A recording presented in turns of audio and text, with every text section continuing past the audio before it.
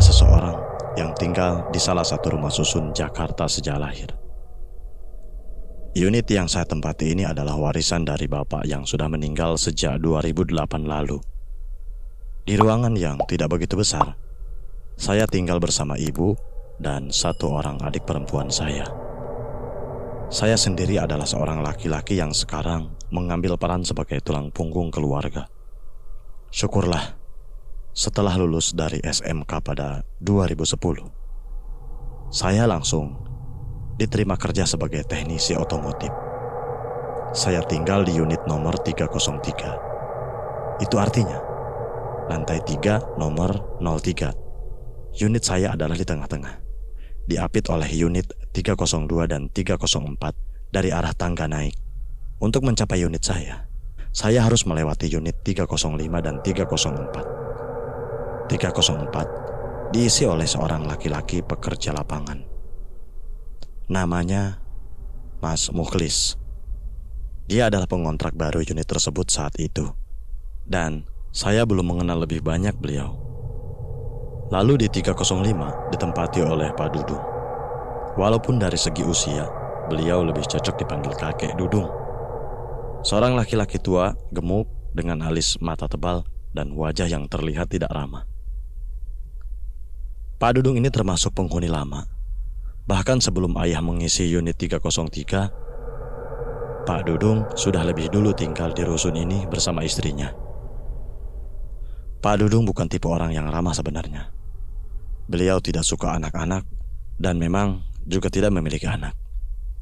Dulu, waktu saya masih kecil, saya dan teman-teman saya sering beliau marahi kalau kami bermain di sekitar rumahnya. Tapi karena memang kami iseng, kami malah makin sering main di dekat rumah beliau dan memancing beliau untuk keluar lalu mengomeli kami.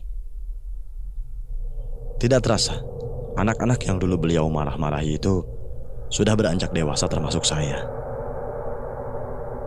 Karena kami sudah bertetangga lama, saya sampai hafal dengan kebiasaan Pak Dudung yang dulu hampir setiap hari beliau lakukan, yaitu duduk di depan unitnya sambil merokok dan mengopi ditemani istrinya, Bu Dudung.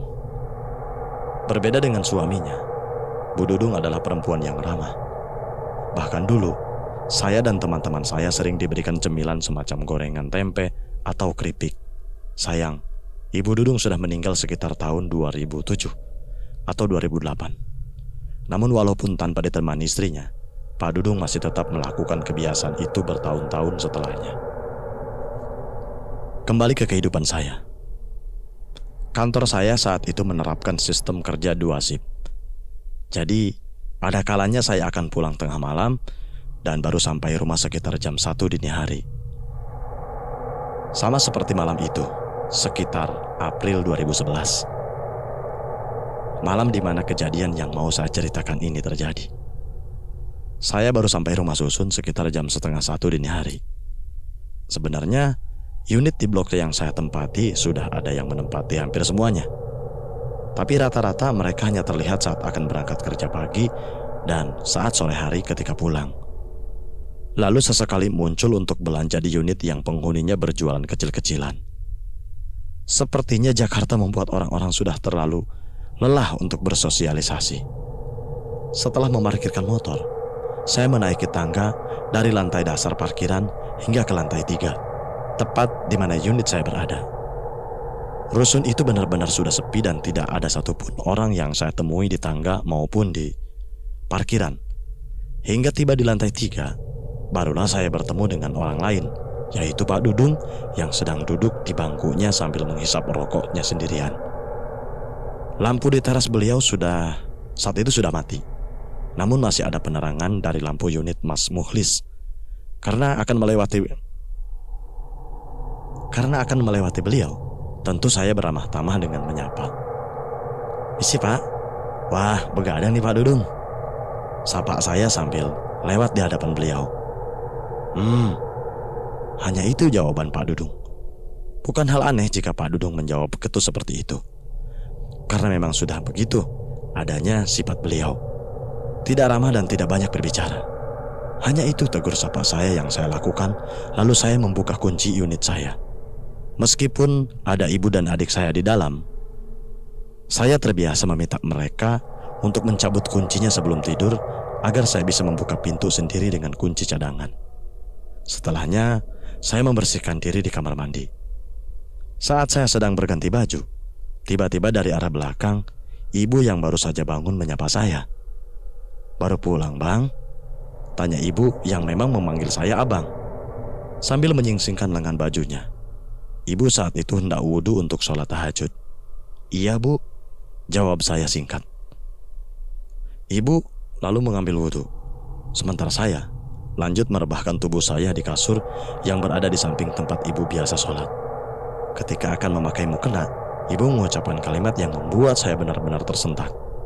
"Oh ya, sore tadi Pak Dudung meninggal, Bang," ujar ibu sebelum takbir. Saya segera mencegah ibu untuk meneruskan gerakan sholat beliau dan meminta penjelasan tanpa menyebutkan bahwa saya baru saja bertegur sapa dengan Pak Dudung di luar. "Iya, si Muhlis yang pertama tahu. Waktu sore tadi ada bunyi benda jatuh lumayan keras. Terus ada suara minta tolong, tapi cuma kedengeran sampai 304. Si Muhlis yang tadi lagi di rumah buru-buru periksa dan tidak tahunya Pak Dudung jatuh dari kamar mandi. Waktu itu beliau masih sadar dan langsung dibawa ke rumah sakit. Tapi terakhir, tadi pas Muhlis balik, dia bilang Pak Dudung sudah nggak ada," jelas ibu. Saya hanya bisa menelan ludah dan tidak berani bercerita. Saya sempat mencoba memeriksa keluar dan saat itu kursi tempat Pak Dudung tadi sudah kosong. Paginya, apa yang ibu katakan ternyata benar. Karib kerabat Pak Dudung datang untuk membersihkan rumah dan menanyai hutang piutang yang Pak Dudung punya.